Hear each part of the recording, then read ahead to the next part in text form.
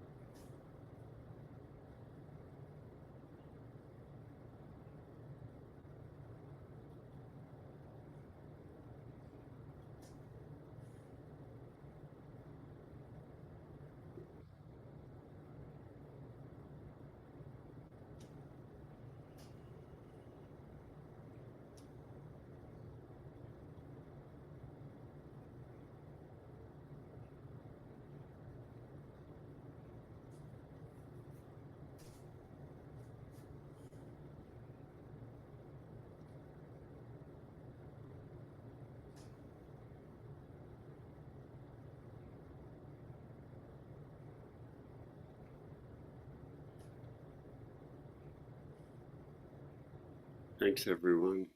So, I don't know if everyone at home had heard that there was a shooting at a festival in Toledo last night, and I haven't heard the latest news. A dozen or victims, perhaps, something like that. And so, of course, uh, I don't know what to say about this. Of course, the it's not the first time that some sort of political event has changed the direction that I planned to go with the talk. I was happened to be giving a talk at Upaya Zen Center in Santa Fe the night after the 2016 election, and uh, everyone had gone to bed that night expecting that we were going to wake up to Hillary Clinton being the president, and I don't remember when the news came in, but some of you may know Roshi Joan Halifax. She's well known in Zen circles, whose sangha that is, and she actually asked me if she could join me for the talk that night. She didn't impose herself, but she said, given the she had certainly gone to sleep the night before, thinking that the first woman we were going to have the first woman president, and instead, this was the beginning of many current crises, of course, that we've been facing ever since that time. Well, since before that time. Well, since the human race began. But anyway, uh, this is what our practice is well suited for difficult times. And fortunately, not knowing is highly valued uh, in the Zen world. And we're, of course, if we admit it, we're brought to not knowing all the time, aren't we? So many things in human life are intractable and seemingly insoluble.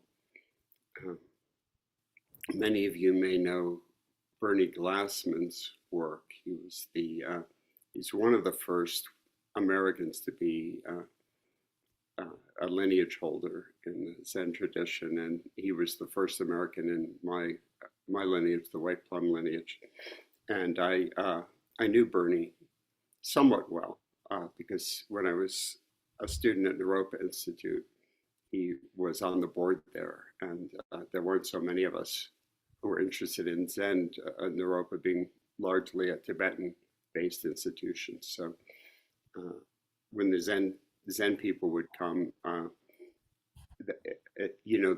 the people in charge of such things at Europa, they know exactly what to do when a Rinpoche came. They get out the throne and they get out the scarves, and I don't know, there's a whole ritual that was done around the when a Rinpoche presented, and of course the Zen people never wanted all that stuff. They wanted it much simpler. So because they were kind of a small component, I was able to volunteer to take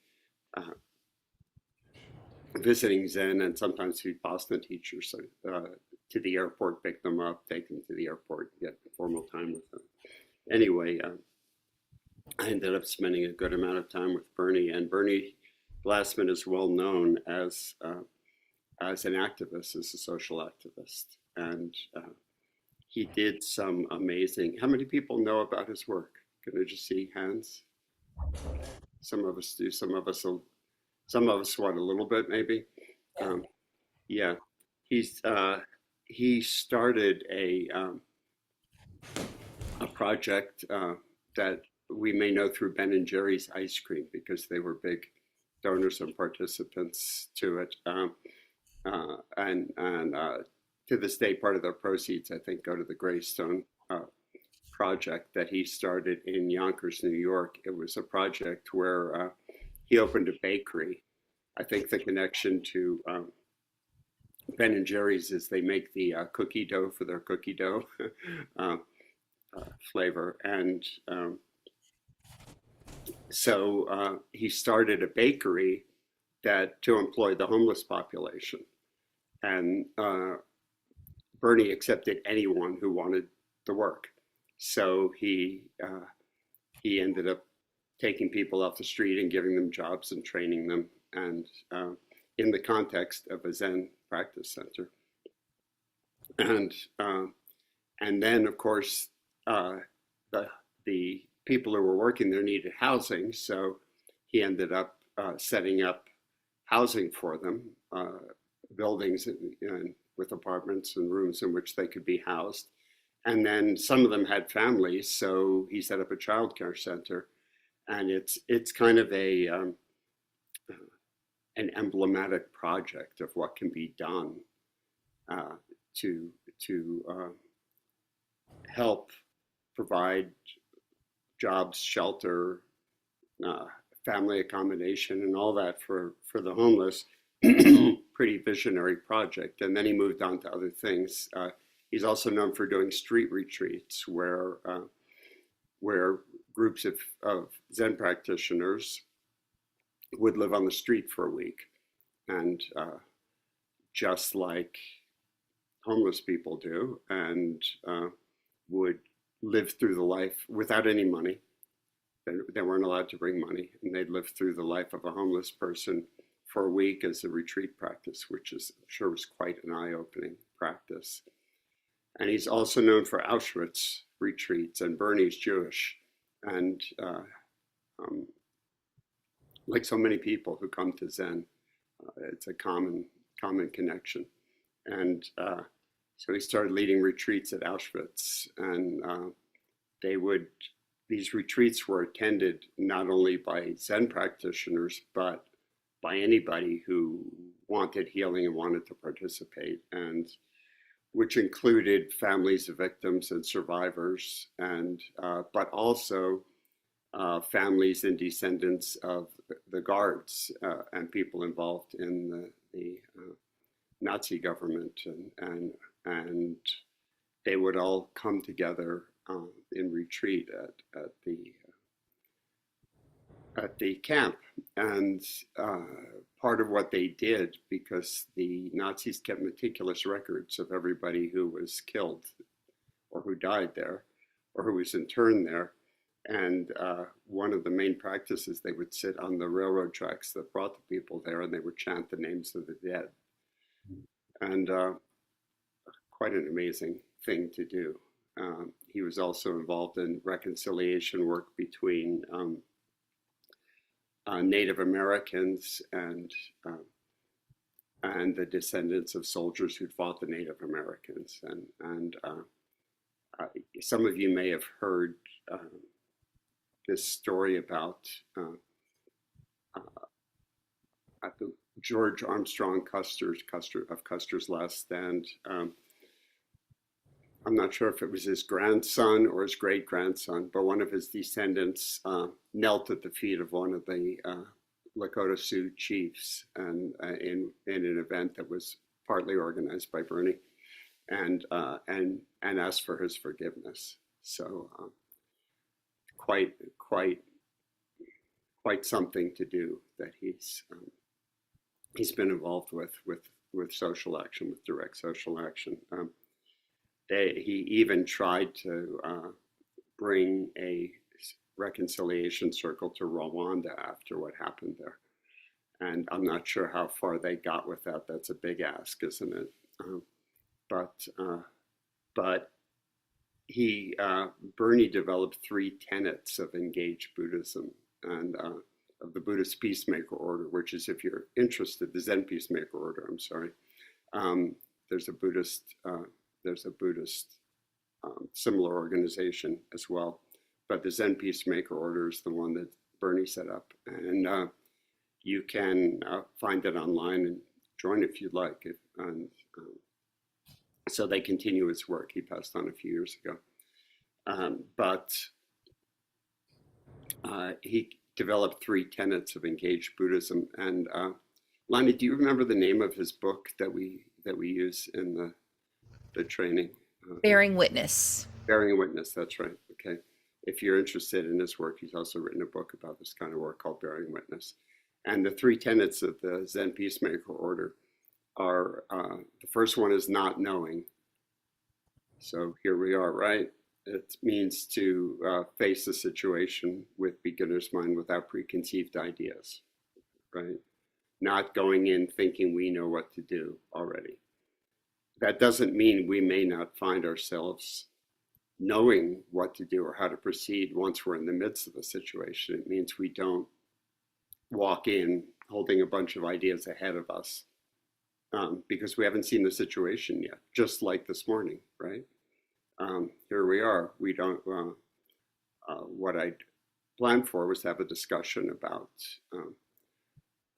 what you all would like to pursue in your practice and how we should proceed here with the base of the Toledo Sangha, and of course friends who joined us from Zendo Without Walls as well. What's of greatest interest to you in your practice, and how do we go forward? And of course, perhaps we will still get to that, but first we need to deal with what's right in front of us, right? And we've all been much in the situation of not knowing what to do in recent years, with all the changes going on in our country and the world. So the first tenet is not knowing. The second one is bearing witness, and just mindfully being present to the situation. What do you do about a situation like what happened at Auschwitz? But chanting the names of the dead is a bearing witness to those lives that were lost, right? And honoring them. And then the third one is compassionate action. So out of, or loving action, it's sometimes said as, so out of not knowing and out of seeing, bearing witness to the situation, we take such action as seems appropriate to the situation. In the time of the Buddha, as well as the early days of Zen, there were all sorts of difficult events that were constantly happening. I mean, this practice did not develop out of purely blissful times by any means. I don't know if anyone, actually I was talking to one of you about Stephen Batchelor's work. It's well worth reading, Buddhism Without Beliefs, because the version of the Buddha's life that we know is pretty sugar-coated, frankly. It's been mythologized, and it's good to know what the actual facts were. For instance, he wasn't a prince, he wasn't protected from all suffering. It's a beautiful story, isn't it? The Buddha being a prince and all that, but that's not actually the truth of the situation. It was all mythologized. He was the son of I think the equivalent maybe of a state legislator in the land of the Shakyas that he came from. His father was in the government, and from what I understand, it was a democratically elected position, and it's possible his son would have been elected to the position, but he certainly wasn't a prince who was by right of birth supposed to succeed to that, and there wasn't a palace and all that. I mean, mythologies and symbolic stories have their place, but it's really interesting. And for those of us, I mean, most of us, actually everyone here, as I look at us, are pretty seasoned practitioners, and it's good to know what's been mythologized and what actually happened. And also toward the end of his life, the Buddha had a very difficult time. I think many of you know that for a long time he had a patron with the king in the adjacent kingdom to his home kingdom, King Bimbisara, and who was a Buddhist, became a Buddhist and practitioner, and built monasteries and gave land. Deer Park is one of them to the Buddhist sangha, and the Buddha had a lot of influence on the. He gave advice to the king in governing the land and etc. But when the King Bimbisara's son ascended to adulthood, he overthrew and imprisoned his father and took over the kingdom and proceeded to raise an army to take over the land of the Shakyas. And, I think the Buddha, being human like everyone else, I'm sure the little things of life shouldn't bother us as much as we get deep into practice. The unpaid bill, the flat tire, the mechanical failure in our house or whatever it is. These things really are not worth being bothered about, and practice can give us the power not to be upset about every little thing that happens. However, that doesn't mean we shouldn't have feeling about big events like what's happened in Toledo, or in the Buddha's case, about the son of his patron king raising an army against his own people. So the story is that of course, you couldn't go out and picket, no war against the Shakyas, that would not have been possible, right? And probably the son of the king would have just mowed down, any opposition with his army. So, however, the Buddha had this had earned this great respect of the people. And so he sat in the middle of the road when the army was approaching, and the army saw the Buddha sitting there in zazen, well, not zazen yet, in meditation, and turned back. Apparently, but of course, they turned back to the king and they said, you can imagine what it would have been like. Hey, we can't go invade the kingdom. The Buddha's sitting in the road. We can't go past him. And what's the new king who's just stolen the throne? He's going to say, go back and do it anyway, So it's said that 3 times the army came, saw the Buddha, and turned back, and then they came again. And the Buddha realized it wasn't going to stop, so he stood aside, and he had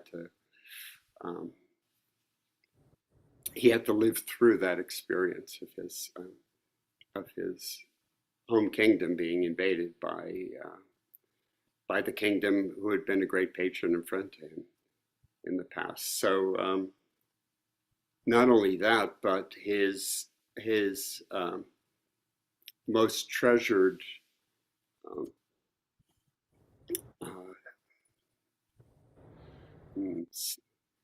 it wasn't exactly second or third in command, and they didn't do transmission, but his most highly regarded members of his sangha, who had realized most deeply the teachings of the Buddha and were full teachers in their own right, and continued to transmit the way. That his most favored ones died before he did. So he had to lose the people who he might have most hoped would take over his teaching, would continue his teaching. Um, so, and not only that, but he was in constant pain because of his back. And so you could imagine that the Buddha might have experienced some doubts, fears, pain, grief, just like all the rest of us, right? And not always knowing what to do or how to proceed. So so obviously we're in this position too, and it's important that as we know that we not succumb to greed, hatred, and ignorance, the three poisons. Of course, not knowing is not ignorance. Ignorance is the different kind of not knowing, not wanting to know, not having one's eyes open. The kind of not knowing we're talking about is beginner's mind. It's being open to the situation and letting action arise from a compassionate openness to the situation, right? Of course, we're going to feel anger. I feel plenty of anger at events in this country, including the kind of event that happened last night in Toledo, and these violent events becoming so common. It's just rather stunning, and I think a lot of us are stunned into not knowing what do we even do about it.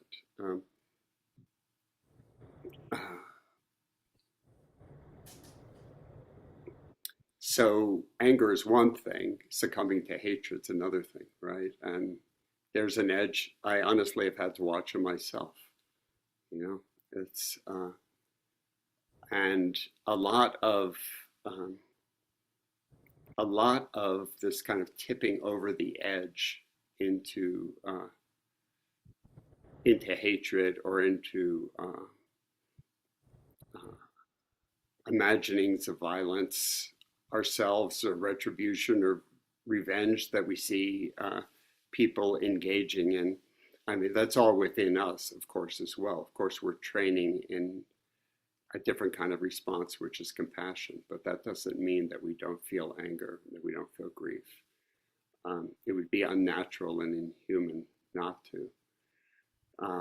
But we have to watch for our minds wanting to come in and find an explanation. And our thinking minds, that's their job, is to come in and explain, try to find meaning in things that impact us. And I think probably everybody has heard here, maybe almost all of you, that I used to have, in my youth, I had a lot of fear. I was a very timid person. I was very shy. And later in early adulthood, I had anxiety all through my childhood and youth. I'd been in a foster home for a couple of years, and I experienced abuse in that foster home. And so I came out of that really timid and withdrawn child. I didn't feel safe in the world, and that caused me a lot of anxiety. And I also thought there was something really wrong with me, and that I was less than. And as you can imagine, these kind of thoughts, if we don't do something to intervene, they naturally proliferate. And they took me into a lot of anxiety and depression and despair. And I did therapy, which helped quite a bit, but it wasn't a cure until I found Zazen. Zazen was the final cure because it gave me some influence over the proliferating thoughts. that I did not realize it was rumination and thought spirals that were taking me into both anxiety and depression. And once I was able to get hold of those thought spirals and prevent them from proliferating, lo and behold, it's been decades since I've had those problems, you know. Anybody will have a transient moment of anxiety or transient time of low emotional feeling, but without the mind, which strange thing is the thinking mind's trying to rescue us from the feeling, but the the thinking mind is very useful for certain things, and other things it just utterly fails at. And in general, rescuing us from emotion is just not what it's suited for. It's like I don't know if I ever told the story here that coming back from a retreat, Tanya, my wife, and I were coming back. It was just dusk. It was winter. We were coming back, I think, from a Rahatsa retreat in Colorado. And we were approaching this pass you have to go over that's often icy. And we were out in the middle of nowhere, because there's a lot of middle of nowhere between where we were going, which was in the area north of Boulder, and our home and house. And we were in the middle of nowhere, and you know that kind of dust shield that's under cars keeps dust and water from flying up into the engines. It's a plastic thing. Well, ours just suddenly fell down, but it fell down in the front, so it was scraping the road. And it's not a big mechanical deal, but you can't drive like that, right? So we had to pull over. And of course, you know, I used to be a Boy Scout. I was prepared. I had tools in the trunk. And I went in and got the tools and got into the car, and none of the tools that I had were the right ones for the job. You know, I had nothing with which I could detach the back of the plastic. You know, it's very heavy, big plastic. I couldn't detach it from the back where it was still fastened, and I had nothing to bind it up with or to in the front. Um, and I couldn't tear it off. And so, you know, all the tools I had were useless. What we really needed was a piece of wire or string. And there was no string in the car. There was no wire in the car. Somebody later suggested, did you think of shoelaces? No, I didn't think of shoelaces. We could have used it. But anyway, we needed something to tie up the front of the thing to the bumper, and we didn't have it.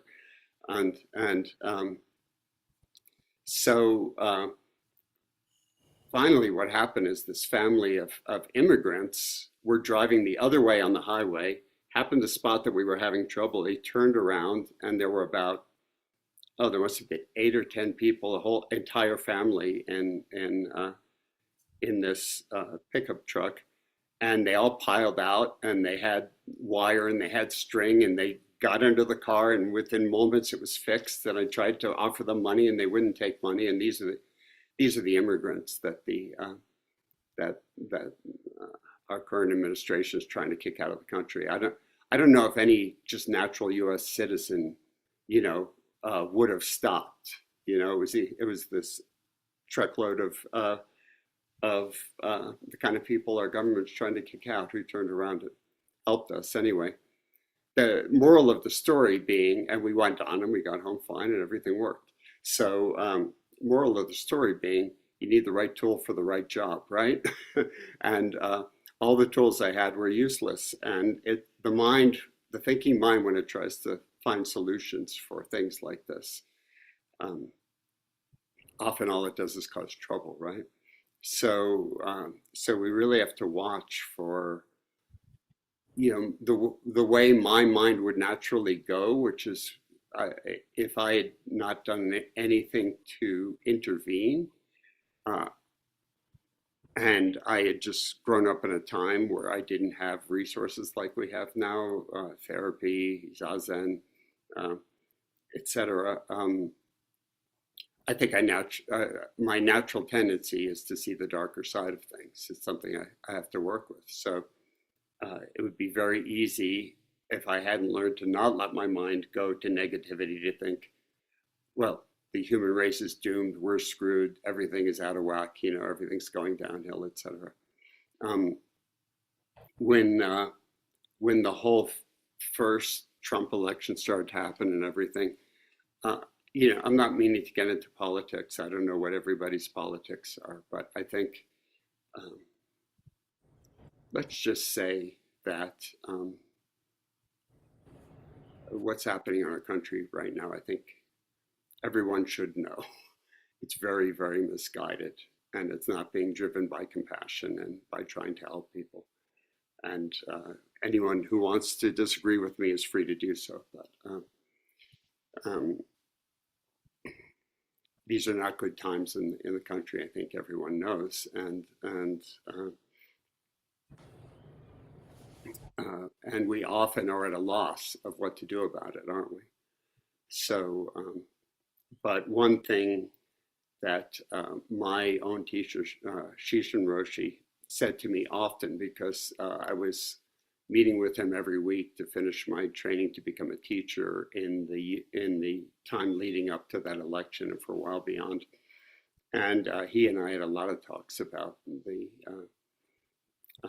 what was already beginning to happen in the country, and the polarization that was happening between really we have a polarization of two opposing stories in this country is what we have.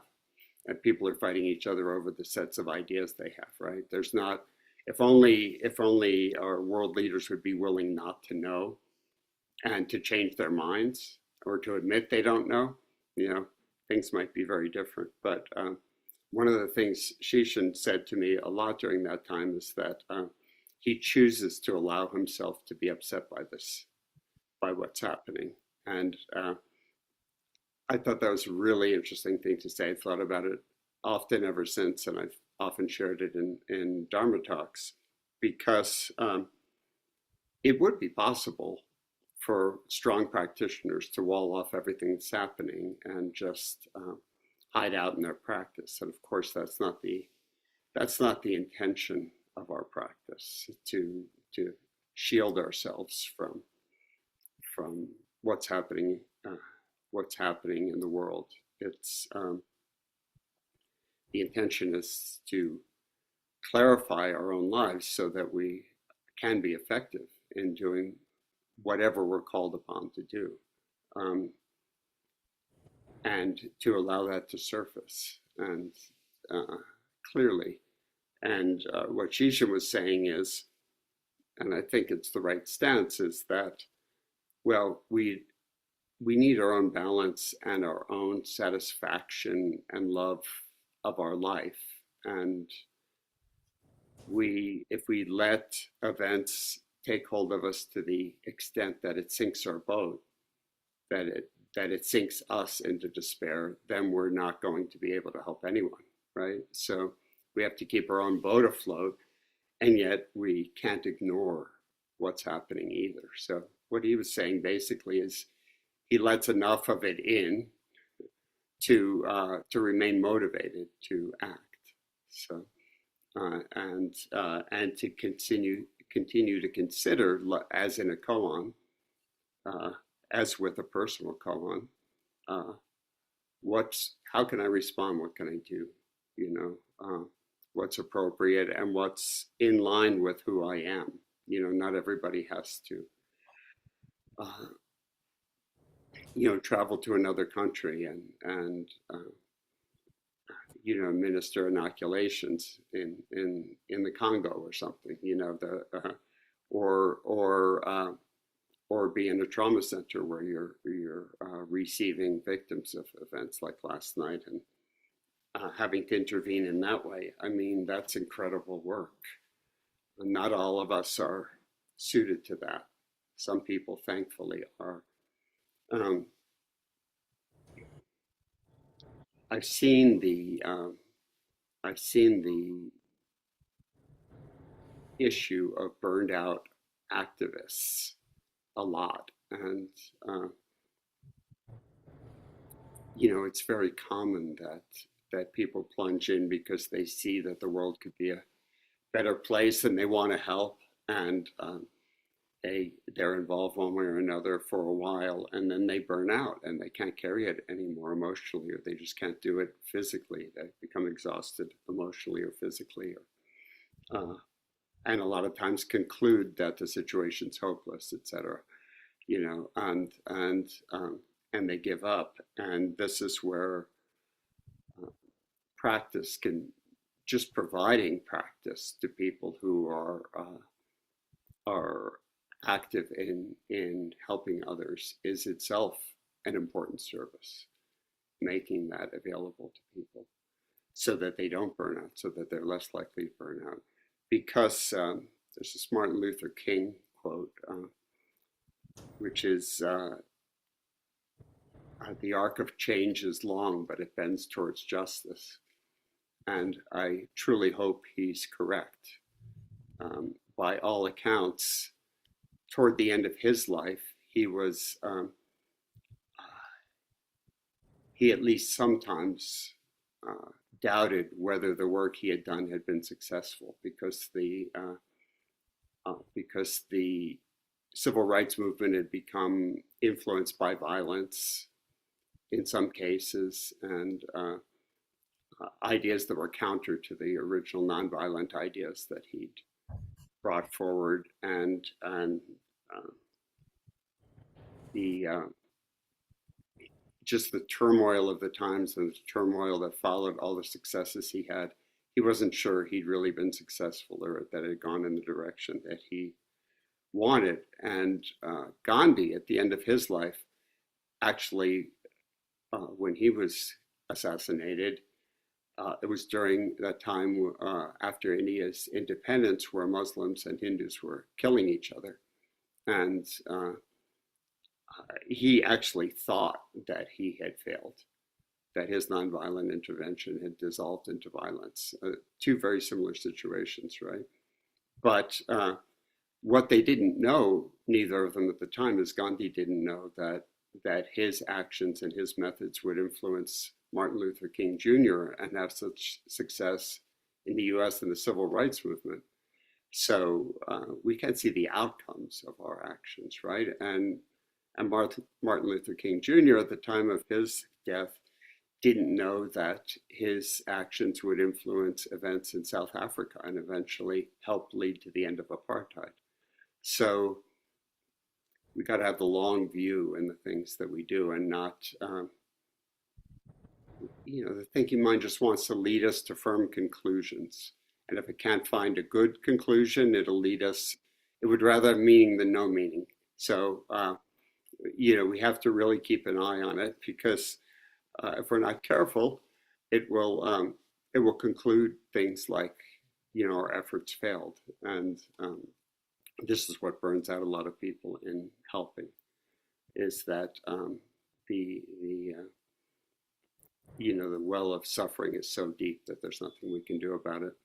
There's a story, I can't remember if we've told it here before. I remember Lonnie telling it somewhere. It might have been here. It's kind of a parable about, I actually think it happened. Lonnie, you'll remember the story anyway. This scientist is walking along a beach at an unusually low tide. One of those periodic events that happens where the tide is just extremely lower than usual, and there were thousands and thousands of starfish that stranded on the beach that were dying.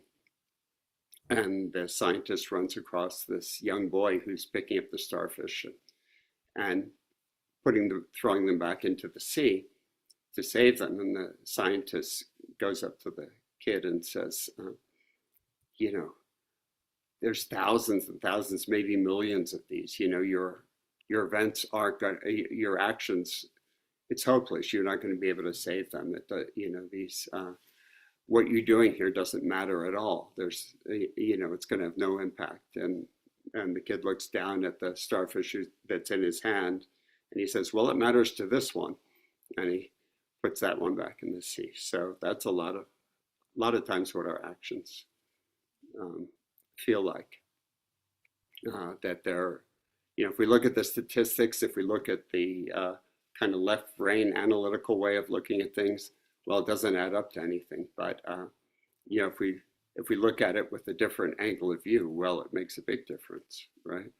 So to any individual who benefits. So what I wanted to do today is have a discussion with you all about your practice and uh, what directions you're most interested in exploring. I know those of you in Toledo have had a big disruption you're coming back from, and strangely, I think that disruption has been a gift because you're all free to practice in the way that is most natural to you all.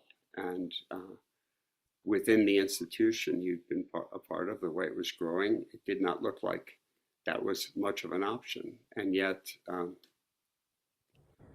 as I may have said here before also, I believe that we all have our own individual template for liberation. And at first, we have to learn what the standard templates are. But by the time we become, somewhat experienced in practice, with having gone through the preliminary steps of practice, and we're into some degree of maturity or familiarity with practice, we may find the standard models of practice don't fit who we are. How could they? Every individual is different, so we take what we know, and I always advocate creativity. We invent new methods and new directions based on what we've learned from the standard models, but applying them to our own life and our own challenges. And that's a creative act. Practice needs to be a creative act. We can't, if there's a weakness in practice communities, I think we all need sangha, or people's practice doesn't continue in general. That's definitely my experience after having worked with literally thousands of different students, having been exposed to literally thousands of practice stories over several decades. The norm is practice fades if it's not supported by sangha, and yet sanghas that are too tight or too stiff or too rule bound also freeze people's progress. So you all have had what was a very painful and yet perhaps liberating transition to go through, and you still have a sangha, but it's much more it's open, and it's much more open, and you're free to invent how you'll want to proceed in your own practice. So we have a mix-up of that topic, which I want to talk about, and I know a lot of you are feeling the events of last night in Toledo, and so I just want to open the floor and just hear what everyone has to say. And that doesn't have to be a question, it doesn't have to be a formulated comment, it can just be how you're feeling right now. So, and I want to hear from the people at home too. I know we're not all in Toledo. I think Shozo, you're in Toledo, aren't you? Yeah, okay, and I know Kelly is. So and Russ, I don't know where you are. What I've forgotten. I'm in a suburb north of Atlanta, Georgia, called Duluth. Oh, okay, all right. Yeah. Well, you weren't on the inside of this particular set of events, but I'm sure there's. I know there've been similar events in the Atlanta area. Yeah. Sure. So. Yeah. But in any case, you've got to practice. I still want to hear, where. Well, you're asking about that. Let me put this out there then. I mean, I'm kind of curious after decades of doing the work. I mean, is it even possible really to tap into wisdom heart without having had the dynamite Kensho experience? I'm personally optimistic in that direction after the months of taking care of my dad, right? But I mean, I think it's a fair thing to kind of to work into. That's an interesting thing to address. And honestly, I still am uncertain about that question of whether Kensho is overvalued. It's definitely in my in my corner of my lineage, not everywhere in the white plum lineage, but in my corner of the white plum lineage, you have to have had Kensho to become a teacher. But uh, that's certainly not the case in the pure Soto lineages. And I did a sesshin with Suzuki Roshi from San Francisco Zen Center with his son, Hoitsu, who at the time was the Tanto of the Heiji, which means he was one of the top religious figures in Japan at the time. And he came out 3 times to, because I have a friend who's kind of a peripheral uh, uh, line of descent from the San Francisco Zen Center. He's Isan, if you know Isan Dorsey, he's Isan Dorsey's successor, which comes out of the San Francisco lineage. And he has a temple in Crestone, and Hoitsu Suzuki came out 3 times because they were friends to perform ceremony. And the 3rd time, he brought 4 monks from Meiji with him and his wife, and led a session. And the way they so I did that session with them up there, and the way that they do Dokusan during session, at least the way he chose to do it, based on what he was accustomed to in Japan, is that in a week-long session, you get 1 meeting with the teacher. And I had a friendly relationship with Hoitsu because I'd been up there twice before that for the ceremonies he led. And this is kind of funny, but Hoitsu happens to like American music. And so my friend Steve Allen, who was the person whose temple it was, told me to bring my guitar up because Hoitsu wanted to sing along. So and I was right in the middle of, I was trying to choose songs that they would know. And of course, he's,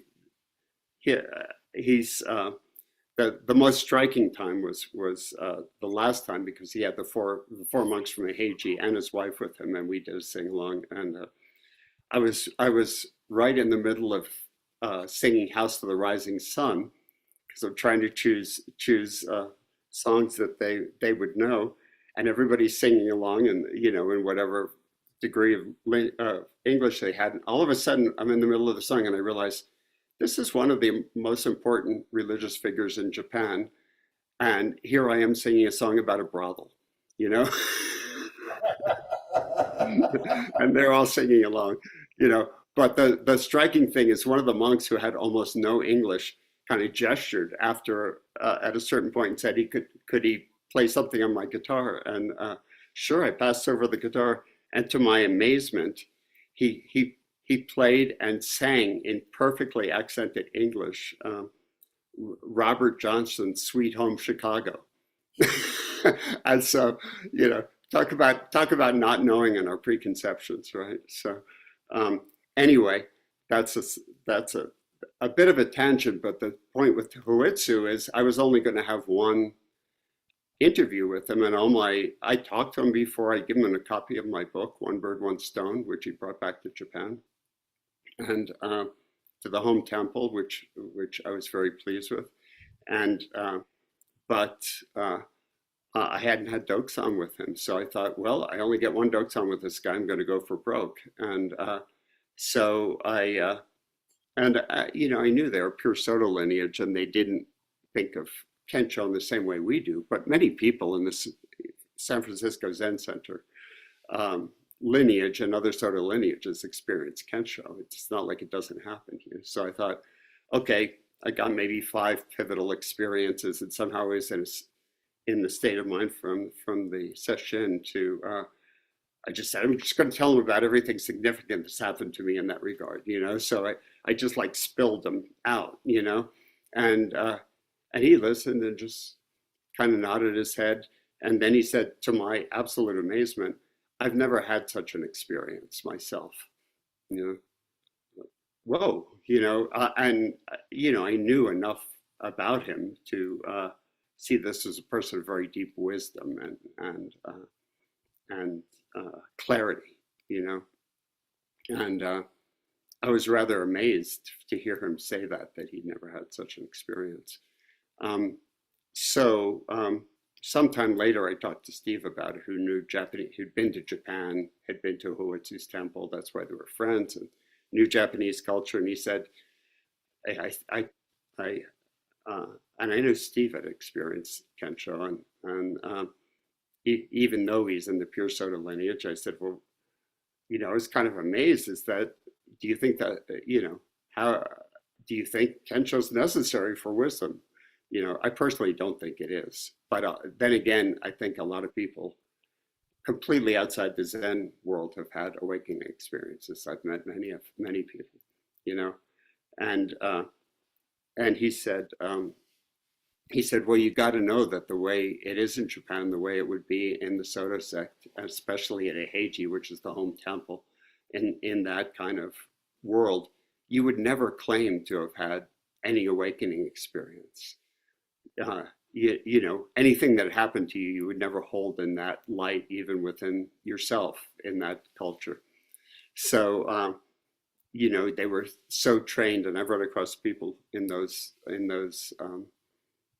lineages sometimes in the West who have been so trained to diminish themselves that they've had a big experience and they won't acknowledge that it was a big experience, so it gets very complicated in there. To me, awakening experiences are, everybody has an aha moment from time to time, right? So, and then some people have epiphanies.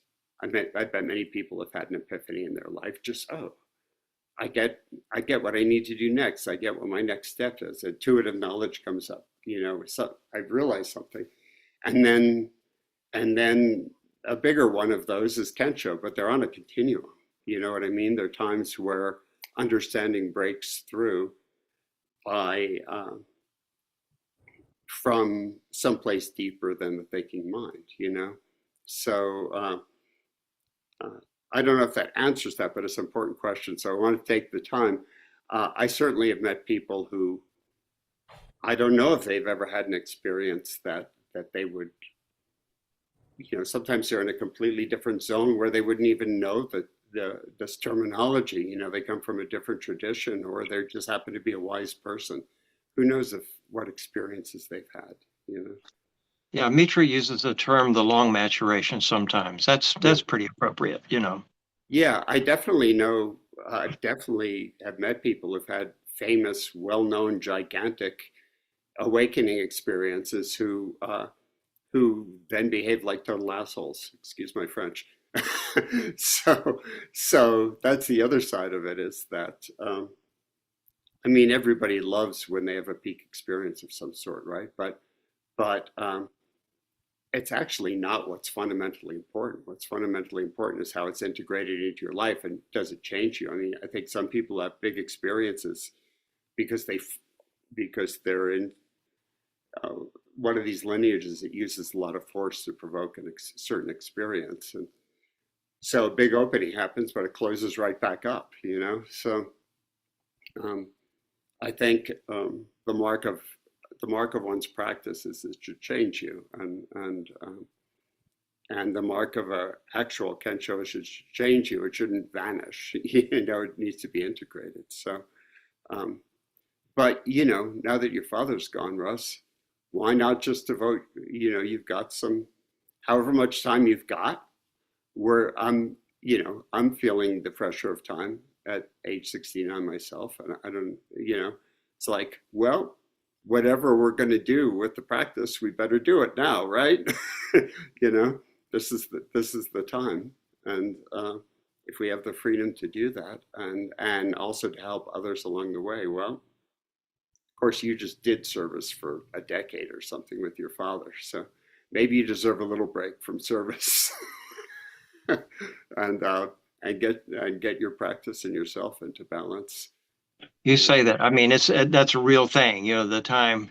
And so after things are probated, then it could take 3 years to clean up. You know what I'm saying? Yeah. So you're still doing it. You're still doing the Right. service, yeah. Right. But this is definitely a good time to devote yourself to practice and see For what's sure. there, you know? Right. And Exactly. also, you know, the nice thing about getting on in years is we're not as graspy, right? We can't be graspy about things like Kensho anyway. And, you know, even if we have some Kensho experiences, most of our wisdom grows bit by bit. Like Dogen would say, if you walk in the mist, you get wet. You don't notice yourself getting wet. It's not like you have a deluge dump on your head, but you get wet all the same. You know, I think wisdom's like that. But you got a lot of wisdom already, Russ. That's obvious. Yeah, anyone else want to speak or share? I mean, about anything, you know, we're wide open at this point. Our mic is on. If anyone wants to go.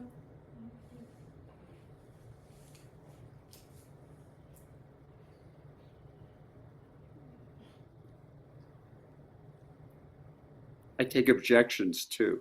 We're allowed to, Einstein. Isn't that wonderful? So, you don't have any questions? Let's do the objections. I- Yes. Is that Wes back there? Yeah, Yeah, Wes. I'm happy to bow in. I just wanted to say thanks again. I appreciate your time. And uh, sadly, in Toledo, at least, you know, that we had a moment that was directly relevant to what my request was to talk more about engaged Buddhism. Yeah, Um, and my own worry that and one of the reasons why I didn't feel comfortable at the Buddhist temple of Toledo was it felt like it was becoming more insular. The walls were getting thicker, and I was becoming part of a machine to just keep the institution going without connecting into the community. And so I really appreciated your talk today. And yeah, I need to go back and reread some of Bernie Glassman's work. I remember it was very impressive at the time. It's probably been a decade since I really looked at that. Yeah, trying to find for me that balance between my own personal practice and keeping myself, you know, balanced and well and practicing, but also a real yearning to want to do something to help in this, you know, our own challenging political times. There always have been, there always will be. Um, but to help other people who are suffering in the community, even if it's just, you know, the one starfish. Because I love that story, metaphor, and I know there have been times in the past when I was that starfish, and so I want to be able to help others. And yeah, so I just appreciate your reflections on that. sure. You know, I don't know. I haven't experienced this kind of event directly in our community. There are shootings, of course, as there are everywhere, but there hasn't been one of these widespread events. And I haven't seen what the response looks like of a community, but there's got to be ways that the families of the people could be supported in some way, if only by bringing food, or those of you who've got some background in ministering or chaplaincy or psychotherapy. Often, perhaps there's a chance to talk to some of the victims' families or some of the victims themselves. So it's certainly going to need that kind of support. I don't know. I don't know how community. They probably come together in all different ways to support people who and their families who were associated with this. That is one of the things that happened in the wake of 9/11 at Zen Mountain Monastery. Is that people came from the monastery without knowing how to help and just went and talked to the families.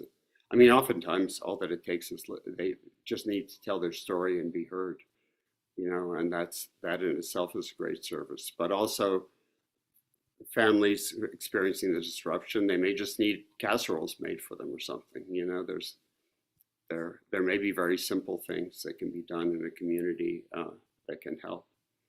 So,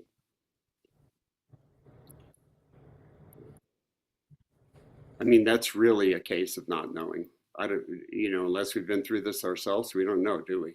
So we have to go in and find out what's needed. Yeah, so a couple of people look like you want to talk. That's, yeah, Lonnie.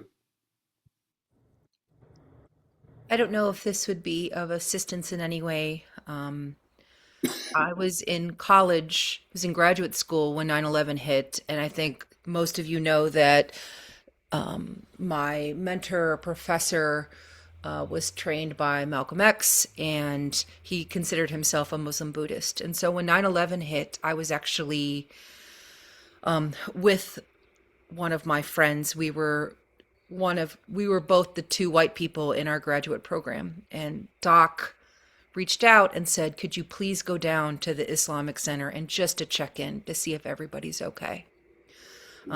Because there was a lot of fear about being a person of color who practices Islam and things like that. So just to say that what, ironically, his name is Matt, but not my Matt. What Matt and I did was just go down and said hello and created relationships. And sometimes there was prayer, and as a pagan Buddhist and my friend Matt's Baha'i, it was just connecting with people in that way, and then continuing to connect after it's over. So many times when there's a big tragedy, and I saw this with Hurricane Helene too, is that it's everybody wants to come right away, but the pain still continues onward. So for me, the question always is how do we maintain that relationship after the initial sting of a tragedy happens? So just my thoughts and 2 cents. Feel free to follow it or not. But what you said, Wes, just really resonated with me. So thank you. Just to answer what you just said, Lonnie, the thing we have to overcome is you don't know how to go down to the Islamic community and talk to them. You have to be willing to face that not knowing and the discomfort that goes with it. When all the immigration stuff with ICE and masked people and Minneapolis and people being shot by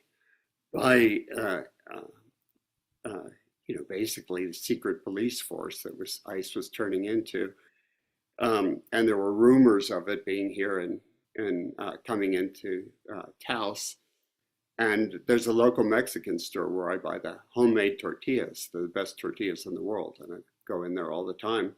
And I know the people's names, and I have a little chat with them, but I don't know them well by any means. But I was in there shortly after, at the height of all this, when it was first boiling, and the son of the family was at the counter, and he's in his 20s or something, and he was born here, but his parents were immigrants, and I know they had extended family who were immigrants and no doubt undocumented, and I could feel the social reticence of, do you bring this up? Here's somebody who's in my community. I see them all the time. I'm friendly with them. And do I cross that line, of saying something about this? And of course, it's uncomfortable. Is it going to be taken the wrong way or whatever, And but anyway, I just felt motivated to take the leap. And I said, I hope everyone in your extended family is okay. And this must be really upsetting for everyone. All this stuff that's going on, it must be frightening. And I'm just hoping everyone's okay. And I just want you to know that most of us are in support of you, and not in support of what the government's doing, or something like that. I don't know what I said. I fumbled through, of course, because I didn't know what to say. But he was so grateful, and he said, yeah, it really helps to know that the community is solidly behind us. And he said, everybody's safe for the moment, but of course we're all on edge and we're all frightened and we don't know what's going to happen. Anyway, it's a very warm interaction, and I was glad that I did it, just rather than shying away because I didn't know what to do or what was right. So sometimes we have to plunge in. Of course, sometimes things go the other way, right? He might have thought, here's this white guy you know, um, um, you know, who knows why he's talking to me about this? Is he trying to find out information? You know, so, um, but he really appreciated it. So, I know there are a few people who want to say things. Do we still have time for that? How are we doing? Casey's the boss, I guess. um, we could take one more burning question, maybe. Okay, we got a burning question or comment.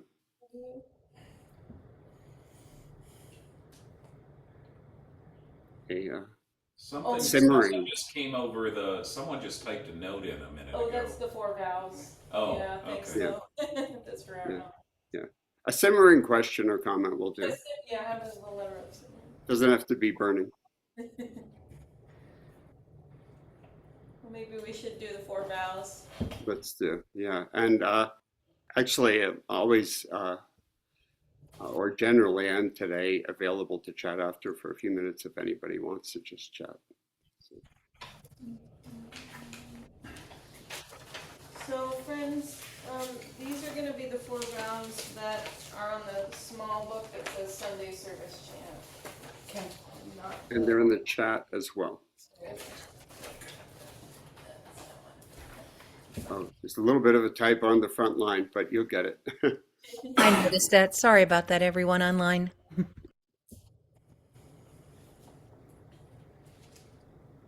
Numberless beings I vow to liberate. Lonnie, do you want to lead these? Sure, just let me get my bell real quick.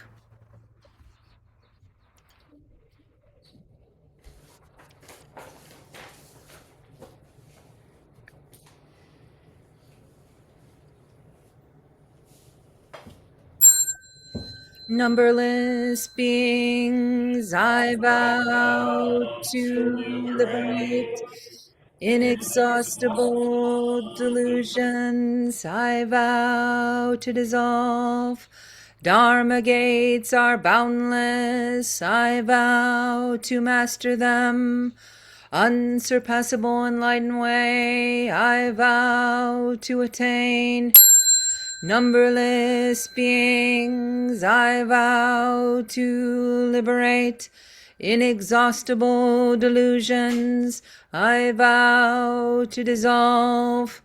Dharma gates are boundless, I vow to master them. Unsurpassable enlightened way, I vow to attain. Numberless beings I vow to liberate. Inexhaustible delusions I vow to dissolve. Dharma gates are boundless, I vow to master them. Unsurpassable enlightened way, I vow to attain.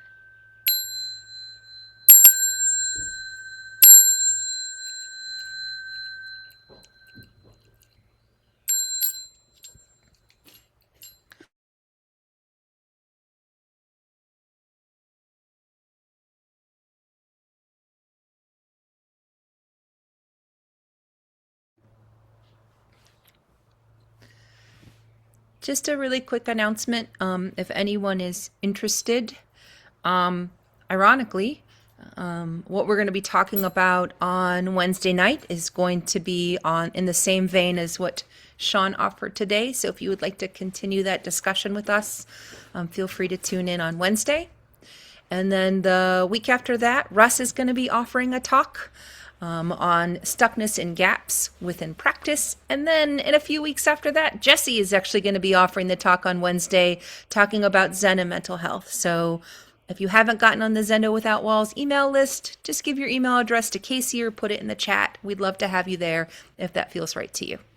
Lonnie, who's leading the discussion this Wednesday? That would be me. Okay. Yeah. Yeah.